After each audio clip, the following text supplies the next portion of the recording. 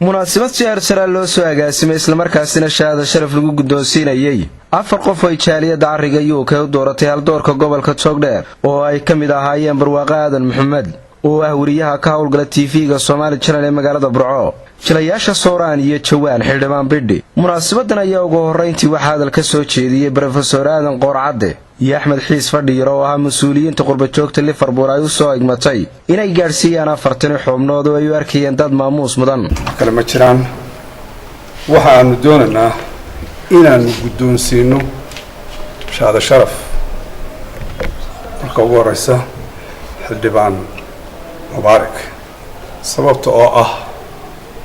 wax qabadkiisa kartidiisa maantiisa aad iyo aad baan ugu qanacsanahay waana ku mahadsan tahay waxaana rajaynayaa in halka uu maanta uu ka hayo inuu ka sii wado isagoo oo dadkiisa iyo dalkiisaba danaynaya waxna waqti aad ayaad u mahadsan tahay dibad iyo gudaba waad ku mahadsan tahay taagsan taaniyan labada fanaan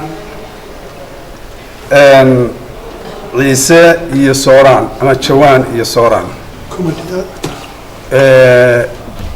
ma weeladiina iyo aad baan ugu qanacsanahay waana ku mahadsantiin shahaadada tan ma aha midaanu maanta halkan ka abuurnay ee waxa weeyaan maalintii aad joogteen Ingiriiska tii aanu idinku tala galay oo aanu idinka daba keenay sababtoo ahayd idinka oo waqti u waayay in halka ku guulataan tii baanu idinka daba keenay waxa weeyaan aad baa ugu mahadsantiin maaweelada iyo sida aad dadka u maaweelisaan saas ugu dambeyntiina waxa halkaasi mahadnaq balaaran ka soo jeediyay xubnihii la gudoonsiyay shahaado maamuuseedkani ay noo soo qaban qaabiso qurba joogteeda qaaliga waxaan aad ugu mahad celinayaa qurba joogta noo garatay maanta inayna gudoonsiiso shahaado sharaf runtii ismaanaan lahayn haddaanu nahay wariyaasha ama maxay tahay fanaaniinta gobolka Togdheer ama jilayaasha waxba qabataan runtii laakiin waxay noqotay mid diirana gelisay mid dadaalka aan ku jirno aan gobolkayga ugu jirno aan dalkayga ugu jirno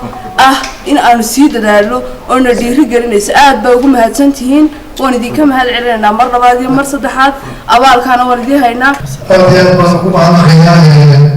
wakiilada halkan waxaan gudahaan jaaliyada qurba joogta UK oo maanta ay u soo wakiisheenayaan joogaan Professor Aadan iyo Xiis oo ka socda UK waan uga mahadnaqayaa inay iyaga inay halkan shahaado sharaf igu gudoonsiyaan waan ugu mahadnaqayaa iyaga iyo intii jaaliyada isu dhiibtaba waa runtii waxaa u arkaa waxaa u weyn dheeraada maqano laakiin waajibkay Ahmed Koobi TV-ga caalamiga Somali Channel magaalada Burco.